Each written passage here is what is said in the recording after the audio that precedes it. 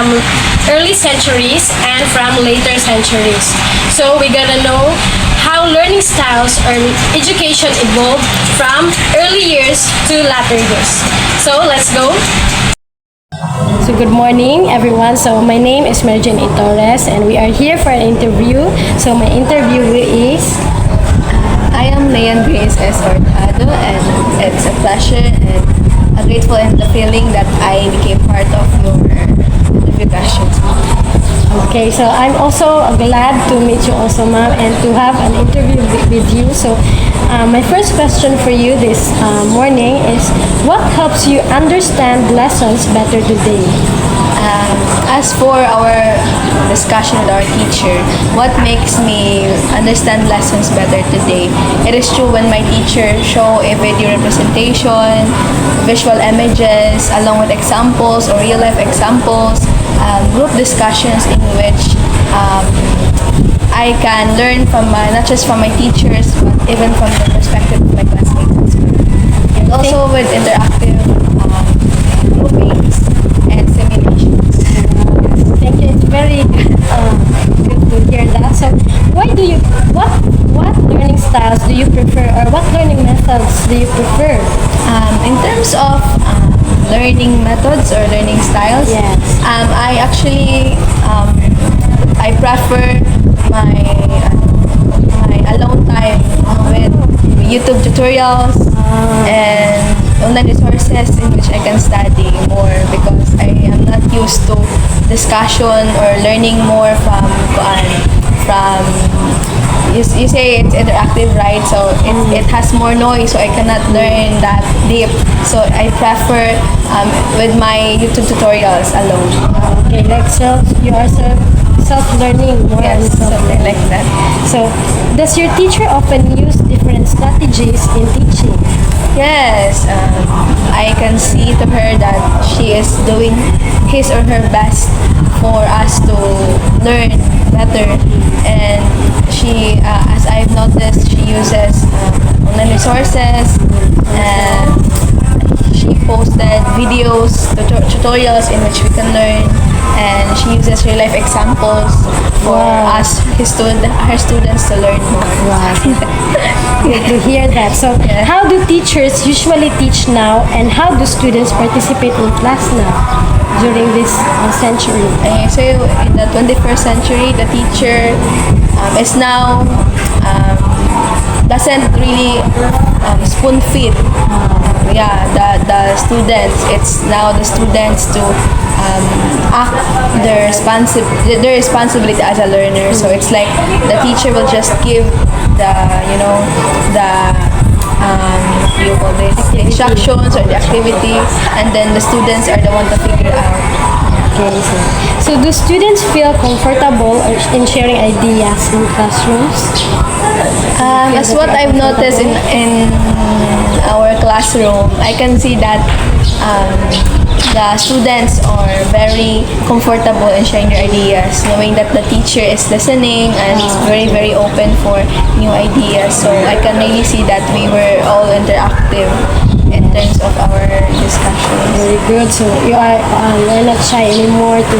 I am not, because I get to use with my classmates as well who participate. Especially when the teacher is approachable like that. So, what activities make your class more interesting? Make the class, what kind of activity from the teacher? Yes. Activities like simulation or playing, Role-playing, in which yes. students can Very fun. act in the real life situation, so that we will know how to respond. Yeah, that way. Games or the debate. Yes. So, what problems make studying difficult for you today? What problems? Difficulties, yes. Of course, I am not just studying for a one lesson, but there is a lot of lessons to study. So it gives me stress which one to focus first, because when I study this, there is another subject to study, so I cannot focus on one lesson to study. So that's your So, how does technology affect your focus in studying? Focus in studying. I obtained a positive and negative positive and negative impact towards technology. Technology, in the positive manner, it could be like when I use technology during my studies, searching for online resources, and for the negative impact, I would say it is in the manner that when I study, when I solve math problems, equations, and then I got hooked up with my phone to you get use Facebook, I distracted. get distracted, so like that. So, what do you do to manage those challenges that you said earlier? What will I do to manage these challenges? Yes. I would really control myself because it's about studying and it is something that I should work hard to. So I must discipline myself when it comes to getting hooked up from my phone for nonsense use. Yes. So, for you, how important is technology in your studies today, and what changes do you expect in education in the future? So when technology, if I am going to weigh down, if I am going to weigh the positive and the negative impact, I would go with the positive impact to me. It has more positive impact to me because I get to search through online. I don't need to go to library, and there is some more YouTube tutorials in which I can understand more deeper. So in this manner, when this is applied with when technology will be used in this way, then students will the class will really have a learner-centered teaching because the students are now being taught to be responsible upon their learning. So the students are no longer to depend upon their teacher, but also they will have a insight that they should really learn deeper. So, for the last question, what changes do you expect in education in the near future? When it comes changes Yes. for technology. Technology. So in the 21st century and for the future generation, I really expect that students will become more literate, technology literate individual in which the technology will not be the one to control to them, but the students are now responsible enough to handle technology and to use it for their learning. So, what can you encourage a student nowadays that is learning in the 21st century? So I encourage the 21st century student that they must control their use of technology, and in their usage they must know that they shouldn't overuse technology but rather use it for the good, and always know that the overuse of technology will not be helpful but it becomes harmful. So we must be responsible of our use of technology and let's use it for our learning. Okay, Ma'am Hurtado, thank you for your time, and I'm so glad and pleasure to have an interview with you. Thank you very much. I get to evaluate my knowledge when it comes to technology. Thank you very much. Mayong buntag, ma'am. Ako di ay si Mary Jane E. Torres. Ug karon, adun na tayo paghisgutan ang sa interview, no? Maayo na ba ka? Okay, so before tamo ato sa atong pangkaron, kabahin ni siya sa kanang unsa imong kaagi sa una nga pag-eskwela ka ka. So, ang una nato nga pangutana mao ni unsa sa mga maestra pagtudlo sa mga lessons o sa mga pagtulunan sa una nga nag-eskwela ka ka. Gitudloan ni pagsulat, pag-ila og mga letters. Okay. So, kasagaran ba nga mangutana ang estudyante sa unang panahon? Oo, kasabot. Hindi siya magkasabot. So, unsa nga pa maagi sa pagtudlo ang pinakamas nakatabang para nimo?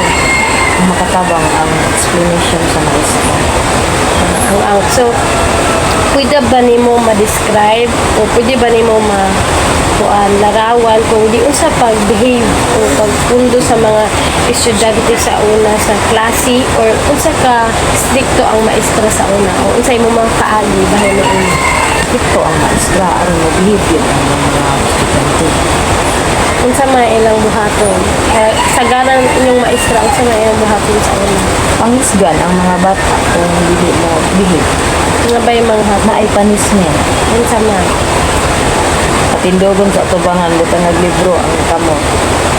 So, inana na sa unang panahon. So, unsa man ang mahitabo kung dili mo sunod ang estudyante sa balaod sa klase? Patawag ang ginikanan. Patawad ang ginikanan sa grabe rin kay sikto sa una. So, kung sa imong kuan mas respetado ba ang mga maestro sa una kumpara karon? Ang kalihara.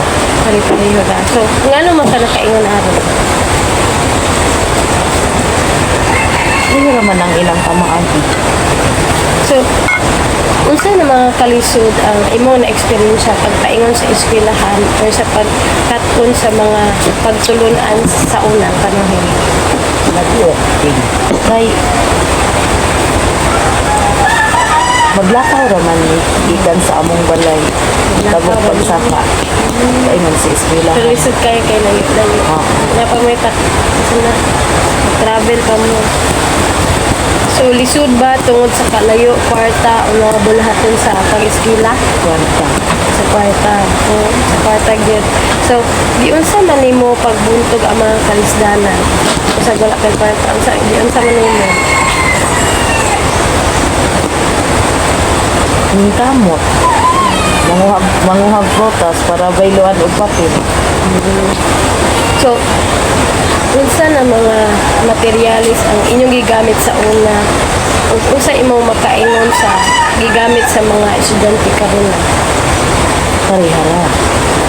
Lay cellphone. Lay kalainit. Nay libro sa una. So, sakto na ba ang mga libro para makatun ka sa una? Sa unang panahon. Pero sa pagkakaroon dili. So, sa una, okay na gyud kung may libro. Okay na lay libro. Pero kung karon dili na gyud sa Kinahanglan na gadget. So, sa imong tan-aw, masayon ba o mas lisod ang pagtuon sa mga estudyante karon? Dili na lisod. Dili na lisod karon ta. So, ngano man ka nakaingon ana? Ana, my God.